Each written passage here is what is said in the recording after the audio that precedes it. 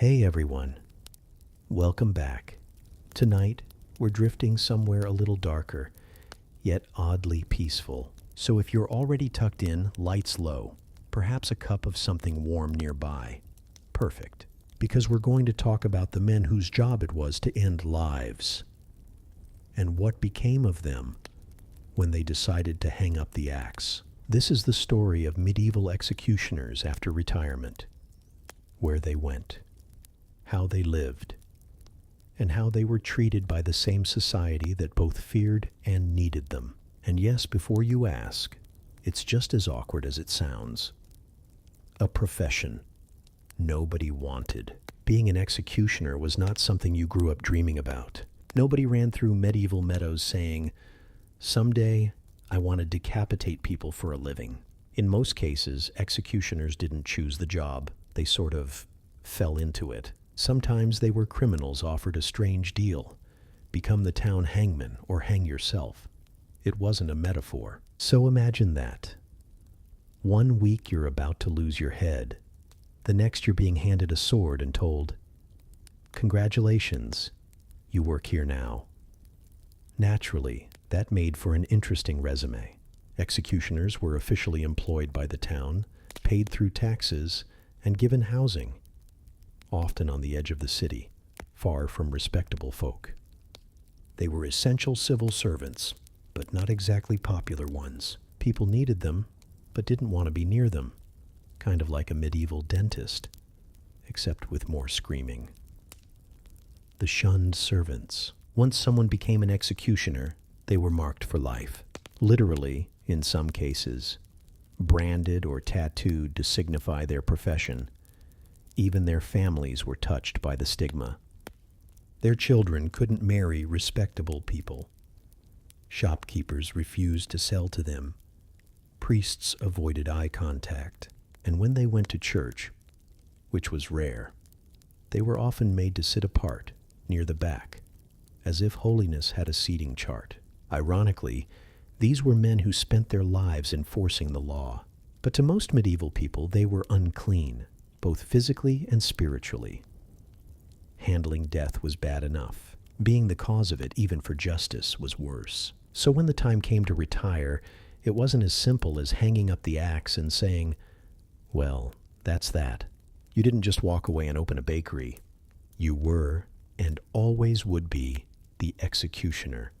The problem of retirement. Now, in theory, executioners were paid for their work. But let's just say retirement planning wasn't exactly a medieval strong point. Most were paid per job. A hanging might earn you a few coins. A beheading? A bit more. And yes, there was a sort of price list. One for hangings, another for quarterings, and even separate rates for public burnings. It was less like a noble profession and more like the world's grimmest catering service. But when there were no executions, there was no income.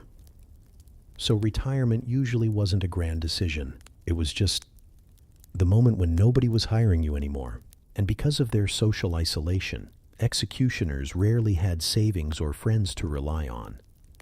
No pensions, no guilds, no Hangman's Union Local 342. Many simply kept working until they were physically unable to lift the sword. Others handed the job down to their sons, who, having no other options, took it.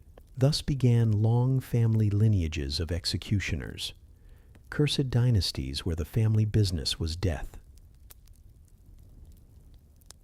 The executioner dynasties. Yes, that's right.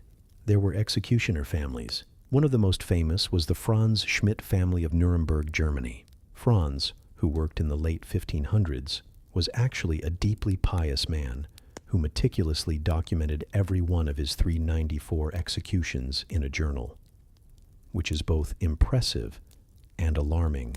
But here's the twist. Franz didn't want to be an executioner. His father had been forced into the job by a duke. The duke needed an executioner. His father happened to be standing nearby. And apparently that's how HR worked in the Middle Ages. Franz inherited the role but dreamed of respectability. He treated prisoners gently, sometimes even helping them pray before death. And when he finally retired, he applied with surprising success, to become a physician. You might think that's a strange career change, but for an executioner, it made perfect sense. Both jobs involved anatomy, precision, steady hands, and in a way, healing people was his quiet rebellion against a life spent killing them. Still, most were not so lucky. The outcasts who stayed. Many executioners lived out their later years in quiet exile. Too tainted for normal work, they turned to odd jobs, running taverns, treating wounds, or performing minor surgery. Yes, you heard that right. Minor surgery. Because while society feared them, people also whispered that executioners had secret healing powers. They were said to understand the body better than anyone, which, disturbingly, was probably true. They handled corpses regularly. They knew how flesh behaved. They saw death up close. And in an era before medical schools, that counted as experience. Some executioners even sold bits of rope from hangings as good luck charms, or offered potions made from powdered gallows moss. We'll skip the recipe. So in their retirement, many executioners became half feared, half sought after folk healers, living relics of the town's darker needs. The house on the edge of town. If you've ever noticed how fairy tales always feature a mysterious house on the edge of town, you might be surprised to learn that this wasn't just symbolism. Executioners were often required by law to live outside city walls. Their houses doubled as small farms or workshops. They grew herbs, raised animals, maybe did some blacksmithing, and quietly avoided everyone else. Children were warned not to go near.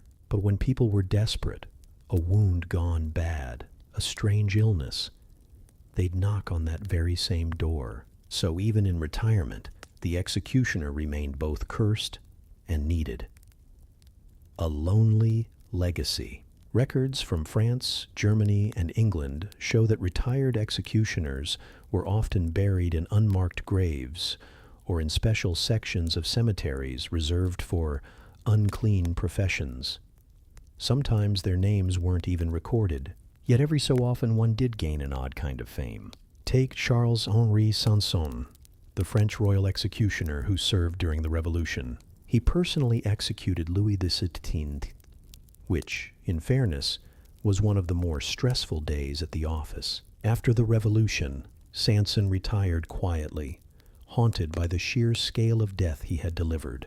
He lived out his last years in near silence, writing memoirs that were part reflection, part confession. He died not long after, and even in death, his family name continued the trade for generations. Let's drift back a little further. Before Europe's professional executioners, justice was more freelance. Local lords or even victims' families might perform the deed. But as cities grew, justice became centralized, and someone had to do the dirty work. So the role of executioner evolved from a social duty into a government job. Over time, it became formalized, complete with uniforms, tools, and rules. But what never changed was the social distance. The executioner stood between two worlds, the law and the condemned. And when he finally retired, neither side wanted him. The strange comfort of the gallows profession. For many, the only people who truly understood them were other executioners. They met occasionally to share techniques, discuss new devices, or simply commiserate, a grim kind of professional support group. They even developed their own subculture, a mix of gallows humor and quiet fatalism. And perhaps that's why so many stayed in the job until death. It was the only life they knew, and the only one that would have them. When they did retire, it wasn't to applause or pensions. It was to silence, a slow fading into anonymity. A man once feared by thousands, now forgotten by all. The irony of mercy. What's oddly moving is that many executioners saw themselves as servants of mercy. Their job, after all, was to make death as quick and painless as possible, at least compared to the alternatives. They often fought to ensure clean blows, humane methods, and fair last words. They were the grim human face of a justice system that preferred spectacle over compassion, and when that system no longer needed them, they quietly carried their ghosts into retirement. A gentle ending. So, what happened to medieval executioners after they retired? Most faded quietly, like candlelight at dawn.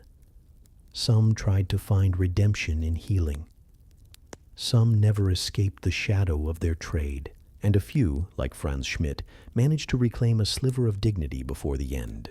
Their story isn't one of monsters, it's one of men trapped in the machinery of justice, feared, used, and then forgotten, which when you think about it is a rather medieval way to go. Soft pause.